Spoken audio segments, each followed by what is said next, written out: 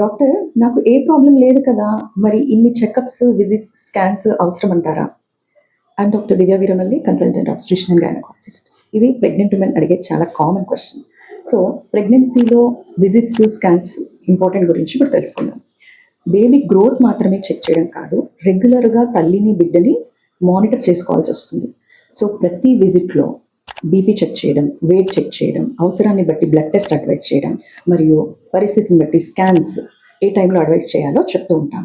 దీని ద్వారా ఎర్లీగానే కొన్ని కాంప్లికేషన్స్ ప్రివెంట్ చేయవచ్చు. ఎందుకంటే ప్రెగ్నెన్సీలో ఒక్కొక్కసారి బీపీ కానీ, షుగర్స్ కానీ, మరియు బేబీ చుట్టూ ఉమ్మునీరు తగ్గిపోవడం కానీ, బేబీ గ్రోత్ రెస్ట్రిక్షన్ అంటాం, ఎదుగుదల ఉండదు. ఇలాంటి ప్రాబ్లమ్స్కి చాలా వరకు లక్షణాలు ఉండవు.